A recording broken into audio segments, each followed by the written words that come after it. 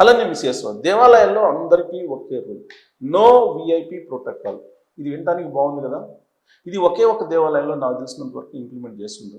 అది కూడా బాలాజీ టెంపుల్, చిలుకూరు బాలాజీ టెంపుల్లో నో విఐపి దర్శనాలు, నో విఐపి, అందరూ ఒకటే. అక్కడ అందరూ దర్శనాలు మామూలుగా చేసుకోవాల్సిందే, విఐపి దర్శనాలు అంటూ ఉండవు. మరి ఇప్పుడు ఉన్నాయో లేవో తెలియదు, కానీ సాధారణంగా అక్కడ చిలుకూరు బాలాజీ టెంపుల్లో విఐపి దర్శనాలు ఉండవు. ఇదే పద్ధతిని ఇంచుమించుగా తెలంగాణ వ్యాప్తంగా అమలు చేయాలనేది తెలంగాణ ముఖ్యమంత్రి రేవంత్ రెడ్డి గారు తీసుకున్నటువంటి నిర్ణయం. అంతేకాదు, ఎంత పెద్ద విఐపి అయినా, ఇంక్లూడింగ్ సీఎం అయినప్పటికీ కూడా ఆలయం లోపల కారు ఎంటర్ కావడానికి లేదు. ఇది ఒక నిబంధన పెట్టండి అని చెప్పి రేవంత్ రెడ్డి గారు ఒక సంచలనమైన నిర్ణయం తీసుకున్నారు. ఈ మధ్యకాలంలో రేవంత్ రెడ్డి గారు తీసుకున్న నిర్ణయాలు కొన్ని కఠినమైనవి అయినప్పటికీ కూడా ప్రజారంజకంగా ప్రజలను మన్ననలు పొందేలాగా ఉన్నాయి. వాటిలో ఒకటి, ఎవరైతే తల్లిదండ్రులను చూడరో వాళ్ళ జీతాల నుంచి 10% కట్ చేసి పేరెంట్స్ ఖాతాలోకి వేసేలాగా బిల్లును తయారు చేసి దాని చట్టరూపంలో తీసుకొచ్చారు. ప్రభుత్వ ఉద్యోగులు వాళ్ళ తల్లిదండ్రులు చూడలేదు చాలామంది, అందుకే అలాంటి చట్టాన్ని తీసుకురావాల్సి వచ్చింది. అలాగే ప్రైవేటు ఉద్యోగులకు కూడా ఇదే చట్టం వర్తిస్తూ ఉంది.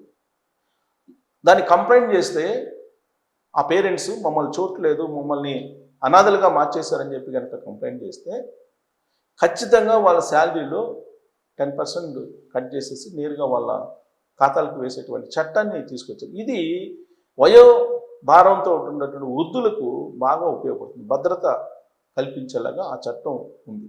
ఇప్పుడు SC/ST అట్రాసిటీ చట్టం ఏదైతే ఉందో దాని తరహాలో ఇది కూడా ఇప్పుడు ఉంది. వృద్ధులకు సంబంధించి ఏమాత్రం మీరు కనుక నిర్లక్ష్యం చేస్తే ఈ చట్టానికి కట్టుబడి కొన్ని చర్యలోకి తీసుకోవాల్సి వస్తుంది అనేటువంటి సంకేతం పంపించారు. అలాగే ఇప్పుడు దేవాలయాల్లో, సాధారణంగా దేవాలయాలు ఏముంది, దేవాలయాల్లో విఐపీలు వస్తుంటారు. ఈ విఐపీల కారణంగా సామాన్య భక్తులు పడరానేటువంటి ఇక్కట్లు పడుతూ ఉంటారు. ప్రత్యేకించి తిరుమల తిరుపతి దేవస్థానం లాంటి చోట్ల విఐపీలకు ఇచ్చేటువంటి ప్రాధాన్యత సామాన్య భక్తులకు ఇవ్వరు, ఊరికే పేరుకు చెప్తుంటారు. కానీ అలాగే మిగతా దేవాలయాలు, శ్రీశైలంలో కానీ, లేదంటే ఎక్కడైనా సరే కాళహస్తిలో కానీ, లేదంటే మనకి ఇప్పుడు వరంగల్లో కానీ, లేదా భద్రాచలంలో కానీ, ఎక్కడైనా తెలంగాణ పరిధిలో ఎక్కడైనా తీసుకున్నా కానీ అదే అన్ని దేవాలయాలు, ఏ దేవాలయాలు ఇప్పుడు విజయవాడ దుర్గగుడిలో కానీ విఐపీలకు ఉండేటువంటి ప్రాధాన్యత సామాన్య భక్తులకు ఉండదు. దేవుడి దగ్గర విఐపీలు ఏంటి అనేది ఇప్పుడు రేవంత్ రెడ్డి గారి యొక్క ఆలోచన. అందుకే నో విఐపి.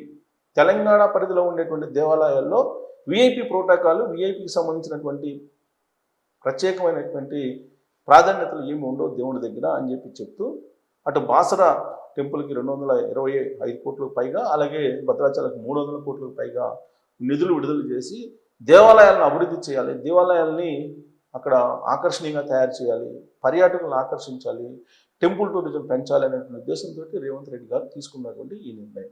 మరి ఇది సాధ్యమవుతుందా అనే దాని మీద మీరు కామెంట్ చేయొచ్చు. Thank you.